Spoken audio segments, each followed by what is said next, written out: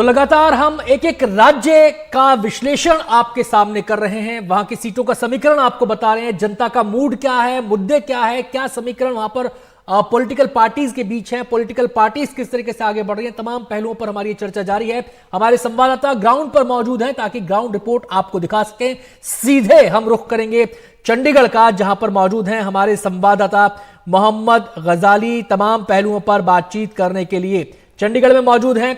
जहां पर आप खड़े हैं मोहम्मद गजाली, वहां से पंजाब भी पास है, वहां से हरियाणा भी पास है, वहां से हिमाचल भी पास है। तीनों पे ही बारी बारी से हम आपसे बात करेंगे, लेकिन सबसे पहले बात पंजाब की कर लेते हैं।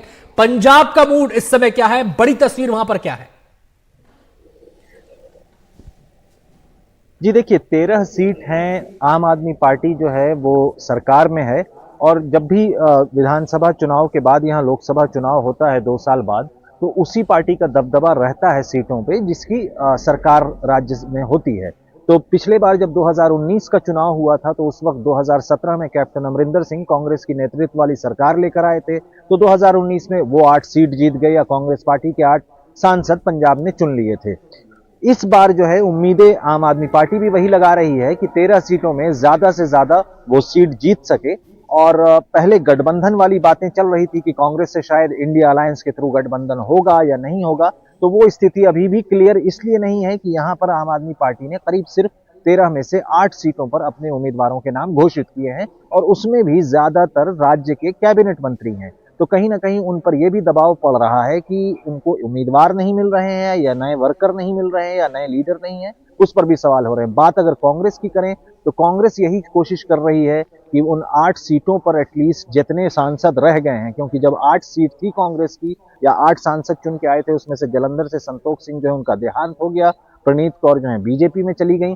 तो अब जो है जितने बचे सांसद हैं 6, उनको कम से कम उन्हीं सीटों पर दोबारा उम्मीदवार बनाने की कोशिश जारी होगी, या यही कवायद होगी।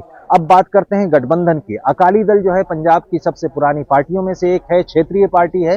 उनकी उम्मीद ये है कि 2017 से अगर देख लें, तो उन्होंने पहले विधानसभा में बहुत बुरी तरह से उनको पछाड़ा गया। उसके बाद 2019 में सिर्फ 2 सांसद आए, खुद सुखबीर बादल जो पार्टी के प्रधान हैं, और उनकी पत्नी हरसिमरत कौर बादल। उसके बाद 2022 का भी जब विधानसभा चुनाव हुआ, तो उम्मीद से ज्यादा बेहतर वो कुछ नहीं कर सके। तो 24 के चुनाव में उनकी निगाहें इस बात पर है कि क्या पार्टी का पूरा सोपड़ा ही साफ हो जाएगा, इसलिए वो भाजपा से अलायंस करने की भी उम्मीद देख रहे हैं। और नई इस बार जो हो सकता है, कई सर्वेज में बात आ रही है कि जो सरप्राइज फैक्टर हो सकता है वो भाजपा हो सकती है, क्योंकि राम मंदिर के मूवमेंट को लेकर यहां पर भाजपा के जो लीडर्स हैं उनके तरफ से यही कोशिश जारी है कि हिंदू वोट जो है या तो उसको कंसोलिडेट किया जाए, या हिंदुत्व वाले फैक्टर को, राम मंदिर वाले फैक्टर को, या मोदी जी के नाम पे जो वो चुनाव लड़ते हैं उसका असर उनको यहां भी देखने को मिले।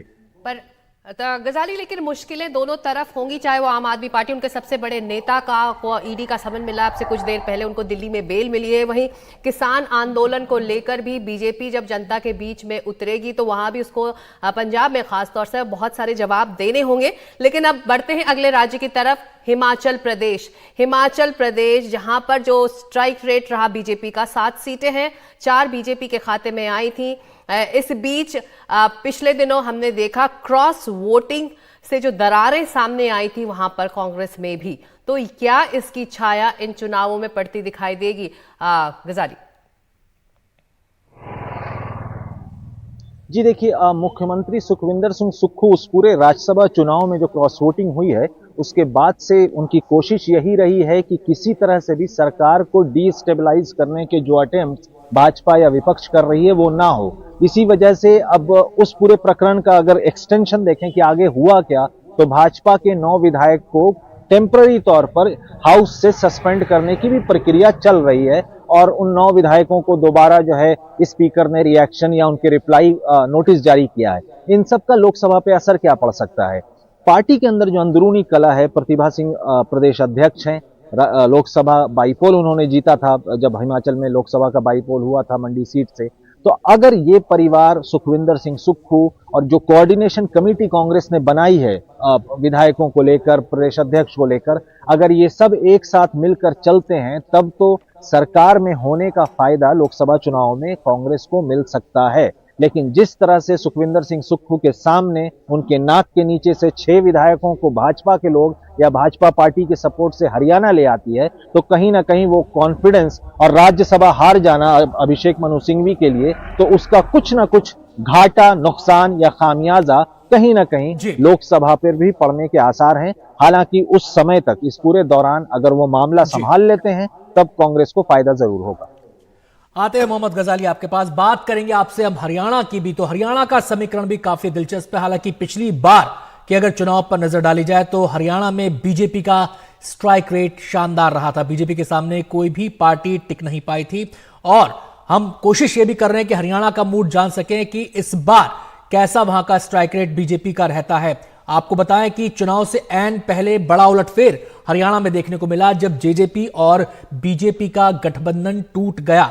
और जहां तक हरियाणा के स्ट्राइक रेट की बात है तो 10 सीटें हरियाणा में लोकसभा की हैं। और पिछला जब चुनाव हुआ था तो बीजेपी ने 10 की 10 सीटें जीती थी और वोटिंग परसेंटेज भी बीजेपी के पक्ष में शानदार रहा था। 58% वोट पड़े थे और कांग्रेस को 28.4%, यानी कि लगभग 2 गुने का अंतर था। तो चैलेंज यहां पर बाकी तमाम विपक्षी पार्टियों के सामने यह है कि इस 2 गुने के अंतर को पाटा कैसे जाए। बड़ी दिलचस्प तस्वीर हरियाणा की भी इस बार चुनाव में देखने को मिल सकती है।